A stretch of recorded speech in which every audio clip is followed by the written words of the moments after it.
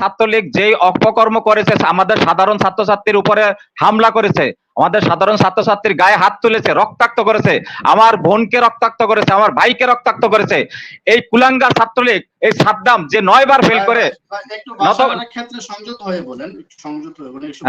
এই সাদ্দামকে দিছে দায়িত্ব, যে সাদ্দাম 9 বছরে অনার্স পাস করছে, এর মধ্যে 5 বার ফেল। দেখেন আপনার ছাত্রলীগকে যেভাবে লেলাই দেওয়া হয়েছে, অস্ত্র সহ লাস্টে বিকেলের দিকে আপনার সন্ধ্যার পরে গোলাগুলি পর্যন্ত করা হয়েছে, বোনদেরকে যেভাবে নির্মম ভাবে বেধড়ক মারধর করা হয়েছে, শুধু তাতেই ক্ষান্ত হয় নাই। আপনার ঢাকা মেডিকেলে যারা ইমার্জেন্সিতে গেছে সেখানে যাও তাদের মারধর করা হয়েছে। রক্ত নিয়ে খেলার যে অভ্যাস সেটা আজকে নতুন না। এই 5 মে শাপলা চত্বরে হেফাজতকে কিভাবে খালি করা হয়েছিল তা জাতির কাছে পরিষ্কার। আপনারা মনে করছেন যে আগুনের উৎপত্তি কোথায়? দেখেন কালকে গণভবন থেকে এই আগুন কিন্তু তিনি জ্বালিয়ে দিচ্ছেন। যখন বলা হয়েছে যে এই মুক্তিযোদ্ধার নাতি নাতনিরা চাকরি পাবে না, তাই কি রাজাকারের, এখানে তো রাজাকারের কোনো প্রশ্নই আসে না। তারা কি মুক্তিযোদ্ধার নাতি নাতনি বা মুক্তিযোদ্ধা বিরোধী কোনো আন্দোলন করছে? এখানে তাদের কুঠাতে বৈষম্য, সেই বৈষম্য ফিরিয়ে আনার আন্দোলন করছে। সেখান থেকে আগুন জ্বালায় দিচ্ছে। আজকে দেখেন আপনার ছাত্রলীগকে যেভাবে লেলাই দেওয়া হয়েছে, অস্ত্র সহ লাস্টে বিকেলের দিকে আপনার সন্ধ্যার পরে গোলাগুলি পর্যন্ত করা হয়েছে, বোনদেরকে যেভাবে নির্মম ভাবে বেধড়ক মারধর করা হয়েছে, শুধু তাতেই ক্ষান্ত হয় নাই। আপনার ঢাকা মেডিকেলে যারা ইমার্জেন্সিতে গেছে সেখানে যাও তাদের মারধর করা হয়েছে। আপনি একটু অপেক্ষা করেন, মনির ভাই একটু অপেক্ষা করেন, আপনি একটু অপেক্ষা করেন, একটু পরে খবর আসবে বিদ্যুৎ বন্ধ করে ওই ঢাকা বিশ্ববিদ্যালয়ের যত ক্যাম্পাস গুলো আছে এখানে তারা নির্মম ভাবে অত্যাচার করবে এবং তাদেরকে যে যতটুকু একবারে নিকৃষ্ট পর্যায়ে দেওয়া দরকার সেভাবে তারা এখানে হামলা করবে এবং এই সাধারণ ছাত্রছাত্রীদেরকে তারা যেভাবে দমন করা দরকার তা এই সরকার করবে। কারণ এই সরকারের বহুত দিনের খেলার এক্সপিরিয়েন্স, এই সরকারের একদিনের খেলার এক্সপিরিয়েন্স না, কোনো প্রশ্ন নাই। ধন্যবাদ, ধন্যবাদ আপনাকে। জহির নামুল্লাহ মনির ভাই, আপনি সহ আমার অতিথিবৃন্দকে আসসালামু আলাইকুম। মনির ভাই দেখেন, আজকে বাংলাদেশের সকল ভার্সিটি, বিশেষ করে ঢাকা এবং চট্টগ্রামের ভার্সিটিকে রণক্ষেত্র তৈরি করছে। চট্টগ্রাম ইউনিভার্সিটিতে অনেক ছাত্রছাত্রীকে তারা রামদা এবং হকি স্টিক নিয়ে পিটিয়ে মানে রক্তাক্ত করেছে, ঢাকাতে রক্তাক্ত করেছে। 4 থেকে 500 স্টুডেন্ট ঢাকা মেডিকেলে, এমনকি ঢাকা মেডিকেলে যখন তাদেরকে নিয়ে যাওয়া হয়েছে, ঢাকা মেডিকেলের আপনার যেখানে ডাক্তারও ছিল না তারাও সেখান থেকে সরে গেছে, 2-3 জন ডাক্তার দিয়ে তাদেরকে ট্রিটমেন্ট করা হয়েছে। আজকে এই ছাত্রলীগ যেই অপকর্ম করেছে, আমাদের সাধারণ ছাত্রছাত্রীর উপরে হামলা করেছে, আমাদের সাধারণ ছাত্রছাত্রীর গায়ে হাত তুলেছে, রক্তাক্ত করেছে, আমার বোনকে রক্তাক্ত করেছে, আমার ভাইকে রক্তাক্ত করেছে, এই কুলাঙ্গার ছাত্রলীগ, এই সাদ্দাম যে 9 বার ফেল করে, ক্ষেত্রে সংযত হয়ে বলেন, সংযত হয়ে বলেন। এই সাদ্দামকে দিছে দায়িত্ব, যে সাদ্দাম 9 বছরে অনার্স পাস করছে, এর মধ্যে 5 বার ফেল। এই যদি হয় ছাত্রলীগের সভাপতি, তাহলে আমি বাকিটা কিছু বলার আমি বলবো না। আর বাকি যেটা বলছি, আমি কোটা আন্দোলন সম্পর্কে একটু কথা বলি, যে কোটা আন্দোলনের জন্য আমাদের ছাত্রছাত্রীরা, আমার ভাই বোনেরা যে আন্দোলন করতেছে এটা যৌক্তিক। বাংলাদেশ স্বাধীন হওয়ার 54 বছর পরে কোন কোটার প্রয়োজন আছে বলে আমি মনে করি না। শুধুমাত্র 5% কোটা থাকতে পারে, সেটা প্রতিবন্ধী অনগ্রসর জাতির জন্য, এছাড়া কোনো কোটা আমাদের দেশে প্রযোজ্য নয়।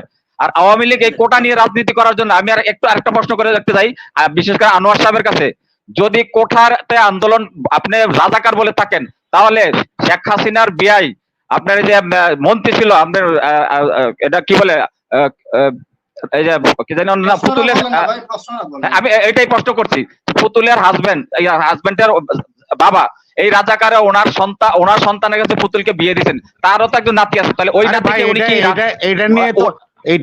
এটা আমি বলছি, তো এটা বলছি ভাই, আর কষ্ট করে না, আচ্ছা ঠিক আছে, তাহলে আমি সেটা জানতে চাই, ওইটাও কি উনি রাজাকার না ইয়াতে ফালাইবেন?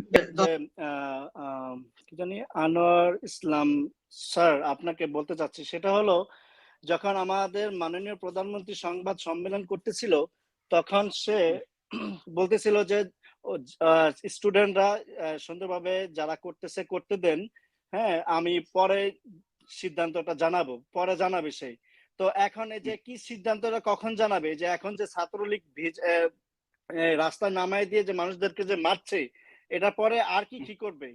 আর আমার এই ভাইকে আরেকটা কথা বলতে চাচ্ছি, সেটা হলো এই যে কোটা নিয়ে কথা বলতেছেন ভাইজান, আমি ধরেন আমি আমার বাবা মুক্তিযোদ্ধা, এখন আমি হলাম মনে করেন ক্লাস 7 পাস, আর ক্লাস 7 পাস হয়ে যদি আমি এখন কোটা নিয়ে যদি আমি জব করতে চাই, আপনি আমাকে সচিব বানাইলে আমি বাংলাদেশটাকে কোথায় নিব?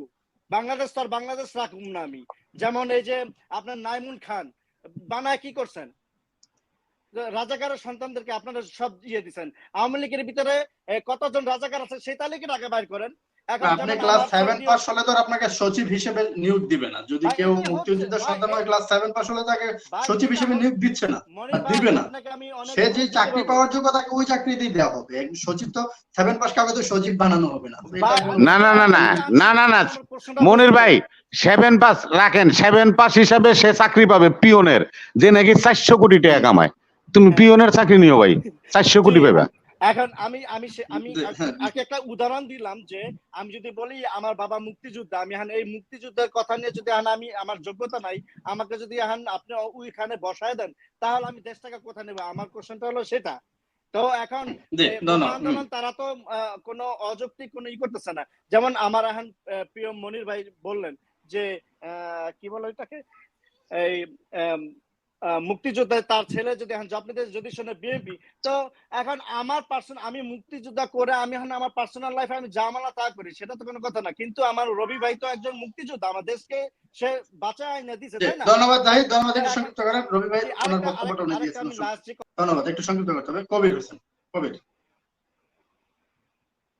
হোসেন আনমিউট করে প্রশ্ন করুন। কবির শুনতে পাচ্ছেন? হ্যাঁ হ্যাঁ এখন শুনতে পাচ্ছি। আনমিউট করো কবির, আনমিউট করো। হ্যাঁ আসসালামু আলাইকুম। ধন্যবাদ মনির ভাইকে আমাকে যুক্ত করার জন্য। অনেকদিন পর আমি দেশে আসছি, এখনো বাইরে যাই নাই আজ পর্যন্ত। তো রবি ভাই কেমন আছেন? ভালো আছেন নি?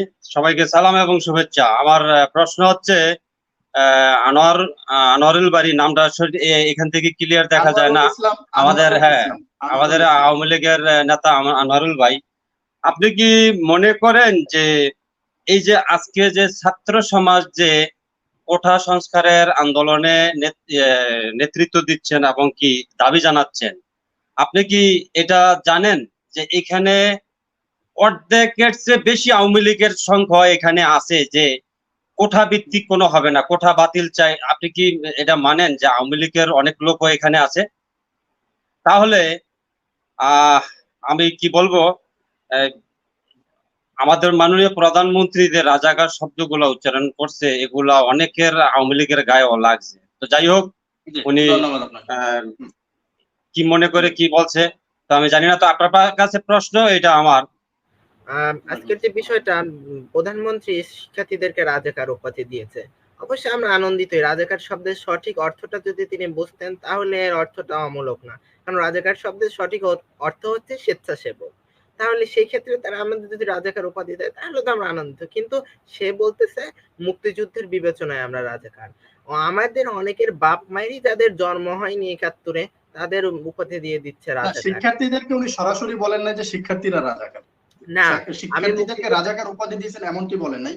শিক্ষার্থী রাজাকারের নাতি নাতিরা চাকরি পাবে কিনা সেটা বলেছেন, বাট যারা আন্দোলন করছে শিক্ষার্থী তারা সরাসরি রাজাকার এমনটি তিনি বলেন না। না এটা বলেনি। হ্যাঁ এটা ঠিক আছে, কিন্তু রাজাকার শব্দের সঠিক মিনিংটা বুঝলে যে রাজাকার মানে স্বেচ্ছাসেবক। আর বর্তমানে ঢাকা বিশ্ববিদ্যালয়ে যে ঘটনা ঘটেছে আজকে, ঢাকা বিশ্ববিদ্যালয়ে বারবার ইতিহাস জন্ম দিয়েছে আমাদের দেশে। সেখানে রক্তাক্ত কর্মকাণ্ড করা, ছাত্রলীগ যে কর্মকাণ্ড করছে যে কোনো প্রতিপক্ষকে দাঁড়াতেই দেব না, কেউ কিছু বললে তাকে মার কাট, তাকে যে করে পাট দমিয়ে দে, এ ধরনের নীতি ছাত্রলীগের কেন?